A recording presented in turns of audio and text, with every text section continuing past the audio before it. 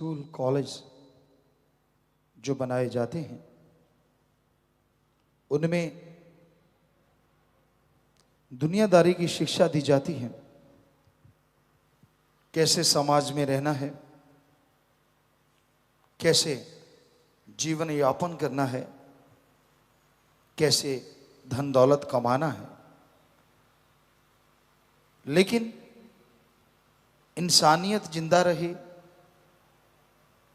इंसान इंसान बने, राक्षस शैतान ना बने, ऐसी कोई शिक्षा अगर मिलती है तो वो सत्संग रूपी रूहानी स्कूल कॉलेज में।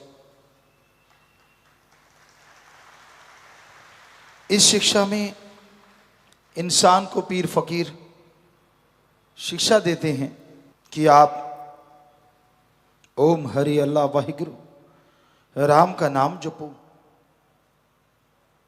उसकी बनाई सारी सृष्टि से निस्वार्थ भावना से प्यार करो।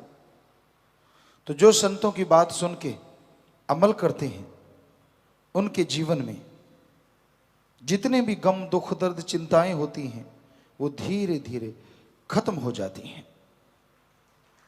अगर कोई पीर फकीर की बात जो अल्लाह राम वाहिगुरु गॉड ओम हरि की बात बताते हैं सुन के फौरन मान ले तो कई बार ऐसा भी होता है हाथों हाथ इंसान के पाप कर्म कट जाया करते हैं। तो ये तो शिष्य पे मुरीद पे निर्भर है, वो कितना वचन मानता है, कितना अमल करता है। क्योंकि मानने से ही सुख मिलता है, मानने से ही परमानंद मिलता है। जब तक इंसान वचन नहीं मानेगा, जब तक इंसान पीर फकीरों की बात पे अमल नहीं करेगा तो उसके पाप कर्म कटते नहीं। इस घोर कलयुग में इंसान मतलब परस्त हो गया है, स्वार्थी हो गया है, गर्जी हो गया है। अपने मतलब से मतलब है। अगर मतलब हल नहीं होता, गरज पूरी नहीं होती तो तू कौन और मैं कौन। गरज पूरी होती है तो लोग दोस्ती मित्रता बनाते देर नहीं करते। इस घोर कलयुग में ऐसा समा आया है कि जब तक बच्चे को गर्ज है तो माँ की बाप की कदर करता है। जैसे अपने पाँव पे थोड़ा खड़ा हो जाता है तो वो कलयुगी बेटा माँ और बाप को घर से निकाल देता है। ये है खुदगर्जी की मिसाल। शायद इससे बड़ा खुदगर्ज कोई हो नहीं सकता। तो इसलिए अपने अंदर की खुदगर्जी को मिटा डालो, अपने अंदर की इस बुरी भावना को हटाओ। पर आदतें बदली जाना कोई मामूली बात नहीं है। मना रे तेरी आदत ने कोई बदलेगा हरि जन सूर, चोर जुआरी क्या बदलेंगे ये तो माया के मजदूर। मना रे तेरी आदत ने कोई बदलेगा हरि जन सूर। मन की आदत को बदलना शूरवीर योद्धा का काम है, या कोई हरि का जन, उस परम पिता परमात्मा का भक्त जो उससे बेइंतहा प्यार करता हो, जो उसकी भक्ति में लीन हो, वो अपनी आदतों को बदल देता है। लेकिन आम इंसान लोभी लालची है, ठगी बेईमानी काम वासना क्रोध लोभ मोह अहंकार में फंसा हुआ, मन माया के चक्कर में उलझा हुआ, अपने मन की आदत को नहीं पढ़ सकता। ना पढ़ सकता है ना बदल सकता है। जैसी जिसको आदत पड़ जाए, भक्त बदल सकते हैं, शूरवीर योद्धा बदल सकते हैं, जो मालिक से प्यार करते हैं, और बुरी आदत को कोई बदल नहीं सकता।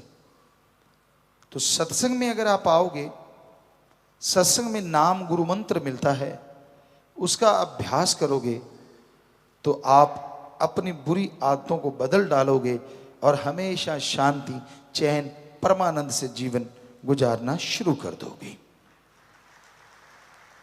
जिनके अंदर परमानंद होता है, जिनके अंदर सुख शांति लज्जत होती है, उन्हें जिंदगी में कभी पतझड़ का मौसम नहीं आता, हमेशा बहार बनी रहती है।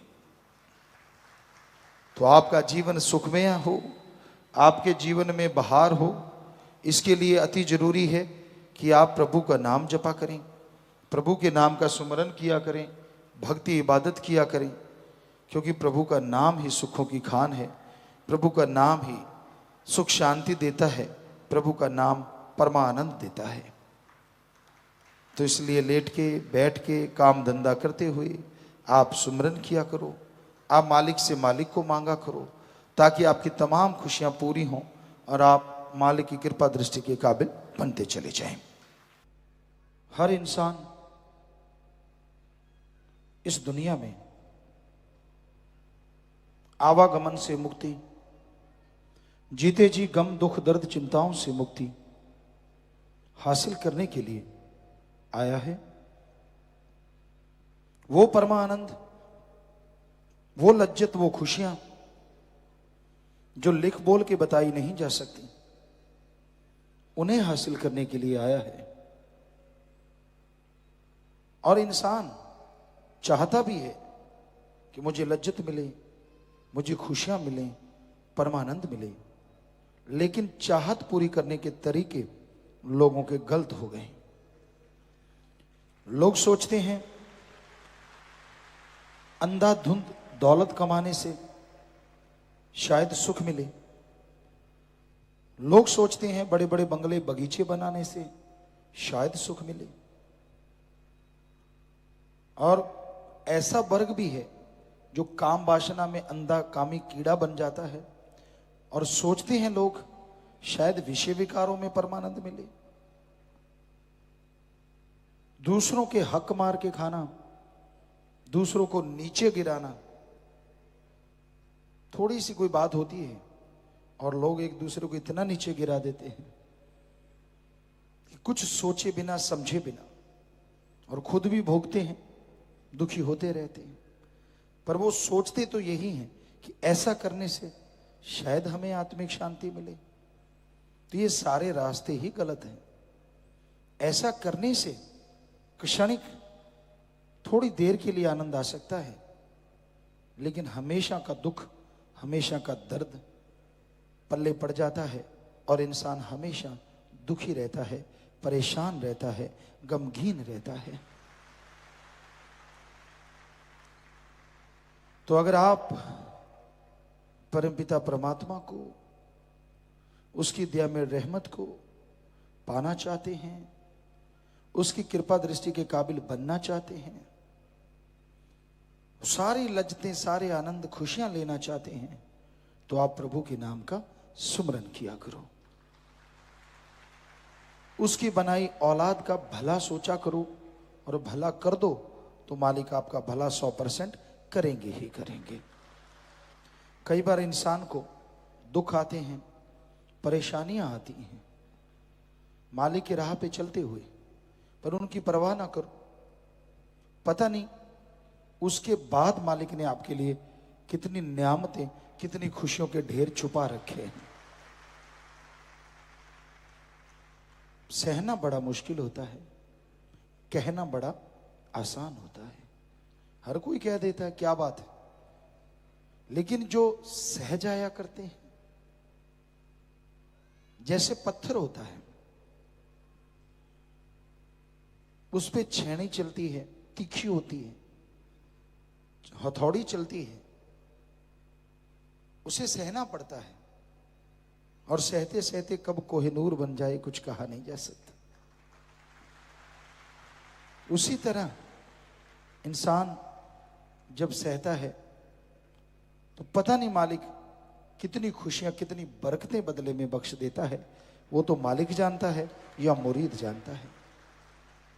और कलयुग में तो मालिक कुछ सहने भी नहीं देता, कहीं भी रखता है उसके लिए बहारें, उसका ख्याल बेहद रखता है और खुशियों से माला माल रखता है।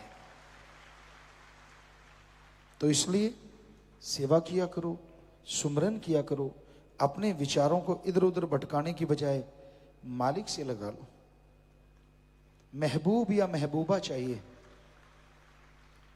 क्या आप कल्पना कर सकते हैं जिसने सारी त्रिलोकियों को बनाया, परी परों को बनाया, उससे कोई खूबसूरत हो सकता है?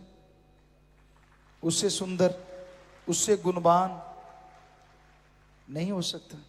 तो क्यों ना फिर महबूब महबूबा उस अल्लाह वाहिगुरु राम को बनाया जाए। क्यों जरा जरा सी बातों के लिए कलेश सहो, जुत्तम पेल सहो। तो जब किसी को बनाना ही है और किसी का बनना ही है तो उसका बनो ना जिसका बनने में मजा आ जाए और दोनों जहन का परमा आनंद आ जाए। तो ऐसा तो एक ही है, जैसे ओम अल्लाह वाहिगुरु गॉड खुदा राम सतगुरु मौला, वो रहमो करम का दाता, वो तो कण कण में है, सबके अंदर है, हर जगह है। तो उसी को अपना बनाओ ताकि कभी गम दुख दर्द चिंताओं में पड़ना ही ना पड़े, ताकि जन्मों जन्मों की पाप कर्म कब कट गए पता ही ना चले। तो उसके जो बन जाते हैं उन्हें गम दुख दर्द चिंता नहीं सताता, क्योंकि वो उसी की निगाह से देखते हैं, यानी वही उन्हें दिखाता है, वही उन्हें संभालता है, वही उनसे कर्म करवाता है। तो इसलिए उसका सुमन किया करो, उससे उसी को मांगा करो। यकीन मानो अगर वो आपका हो गया तो आपसे सुखी इंसान दोनों जहान में कोई हो नहीं सकता। उसके लिए प्रेयर करो, उसके लिए दुआ करो, उससे उसी को मांगा करो। यकीनन आपकी तमाम इच्छाएं पूरी होंगी और अंदर बाहर कमी नहीं रहेगी। धन धन सतगुरु तेरा ही आशा सभी साध संगत जी से निवेदन है कि मेरा चैनल जरूर सब्सक्राइब करें जी। धन धन सतगुरु तेरा ही आसरा।